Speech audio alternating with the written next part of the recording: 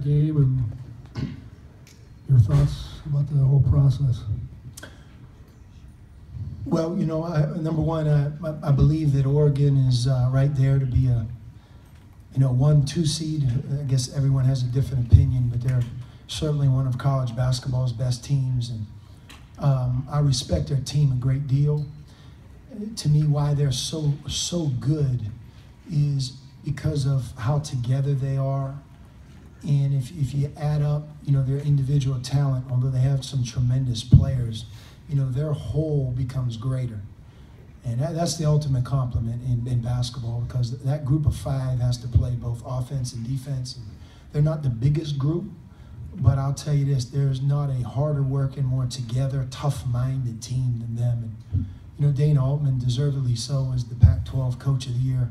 I don't know how you can do a better job than he's doing in that program. And all of us, as part of the Pac-12, benefit because of how good they are, and I think how good they're going to continue to be moving forward. They have a great style. Tonight it was an interesting game because I felt like they were the better team, and the better team won. But if you really look at the game, for about 17 and a half minutes of the first half, although I don't feel like we ever took the lead, we were in a 1-point game, I think at that point, 2.5 minutes before halftime. And then they just kind of punched it out, 15-2 run or whatever it was, leading into halftime. That was a function of them, but also a function of us. The second half, we ended up outscoring them by 15. I think that says a lot about our team. If you look at the rebounding tonight, it's great for us to get back on the positive side of that. Anytime you out-rebound a team like Oregon by the amount we did, that's a good sign. 20-plus offensive rebounds. And then, to give yourself a chance to win, to never give up, to just keep fighting, playing every possession to the end.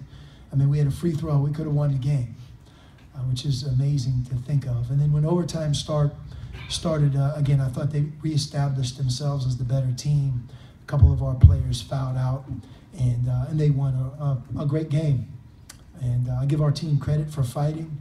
And, the first half, the last couple of minutes of the first half has really been what I've been fighting as their coach from day one with this group. I talked a lot after the Colorado game. I'm not negative Nelly. I understand that if you advance in the Pac-12 tournament, that's a good thing. But if you think about the second half of the Colorado game versus the first half, it's hard to imagine we were the same team. And when you do that, it's also hard to imagine that that is just going to go away. The point that I made to our group is if we're not the hard-playing together team like Oregon is, from this point on, we won't advance. And tonight, Oregon was the better team. They were also the more together, harder playing team. And that last 2.5 minutes of the first half was something that I think reflects some of my concerns and certainly won them the game, to their credit. Question right here in the middle. Sean, you coached a lot of really good defensive teams. How good is Oregon defensively?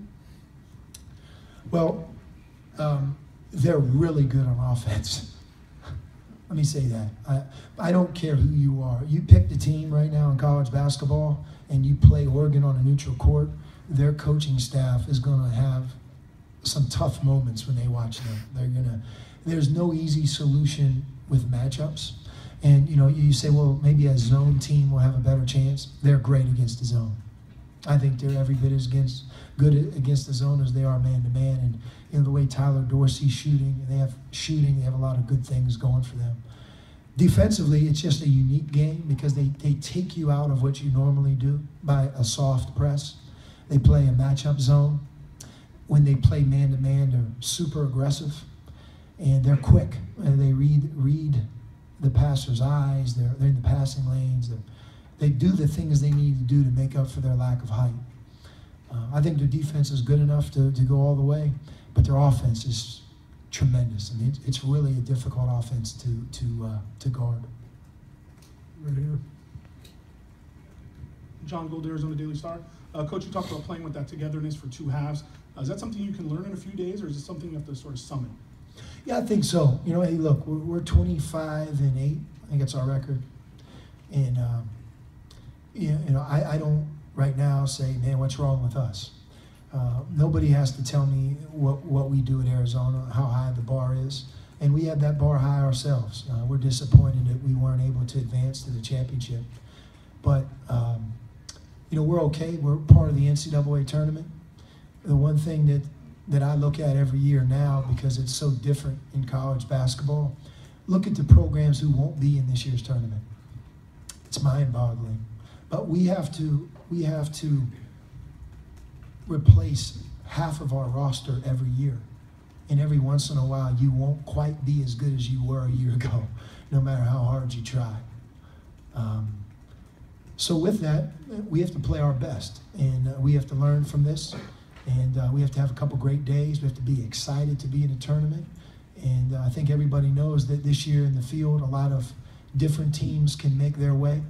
You know, we've been in the Sweet 16 3 years in a row. There's not a lot of people that can say that. And so we have a number of players that have been there, and now we have to reestablish ourselves as getting that 26th win and having a chance to play for a Sweet 16. It won't be easy, but we have a lot of positive things working on our side of the ledger, as evidenced by, think about how well we played against Oregon in the second half. All right, Coach. One or two more here, right here in the middle. Coach, what's been the most impressive part of the season, of Alonzo Trier's season for you as freshman year? Well, one of the things that is overlooked with Alonzo is you have to remember he missed 7+ games in the Pac-12, and you know where his development would be today would be further ahead. He was there in a learning mode, but he wasn't playing, and that's where you really learn when you get in the game and practice. So he missed some time, but he scores the ball so easily. He's as consistent of a scorer that I've coached for a freshman. It's easy for him to be in double figures, and like all freshmen, he's learning the game. He'll get better at certain things as he moves forward. And I was really impressed with Tyler Dorsey. Unfortunately, I got a little bit of him this summer when I was with Team USA, and he was on Greece's team, and he played a similar way in that tournament where he was poised, and he plays like an older player. So I think those two guys, Alonzo on our end and Tyler, that's what makes the Pac-12 so great this year. I watched Oregon-Washington the other day, and you see the freshmen that Washington has. I mean, we have some incredibly talented young players in our conference, and I'm proud to be a part of our conference this year. I don't think we take a backseat to any, and I think we're going to have a ton of teams in the NCAA tournament. I say a ton. I can't give you the number, but whoever enters this year's NCAA tournament from the Pac-12 is capable of winning a couple games. And we played a great schedule. Coach Brian Feldman, Fox Sports Radio, Las Vegas. Talk about the play of your star guard tonight down the stretch. He's been clutch all year for you. And Gabe? Well, of course, Gabe, but Gabe York has been incredible. And again, tonight down the stretch, his role going forward, what he means to this team. You know, Gabe's had a terrific season. He was rewarded by all Pac-12. You know, what he did in the last weekend in McHale, I've never seen before. And he did it here at the end. Wish maybe we could have gotten it out of him a little bit earlier, but it's hard to ask Gabe to give more than he has. He's had a tremendous senior year, and you know we're proud of him. He's hung in there through his freshman year when he didn't play a lot. I think it's been well chronicled. Then he played on 2 excellent teams. Didn't get enough credit for the role he had the last couple of years, but this year is his year, and we need him to play great. You know, him and Caleb both.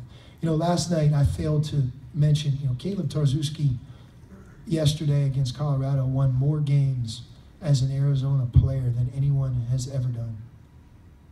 I mean, if you want me to go roll call, I will. I'll start naming them. But there's quite a few names on that list that have gone on to do great things. And I think it says a lot about the 4-year run that those guys have been on, Gabe and him, and the amount of great games and big games Caleb's played in. And I'll leave it with that. And that's really what we'll rely on in the NCAA tournament. Those guys that are battle-tested, that have been there and done it, time after time. So hopefully they'll be at their best and we'll be ready to go and represent the Pac-12 as best we can in this year's NCAA tournament. We're excited and looking forward to it.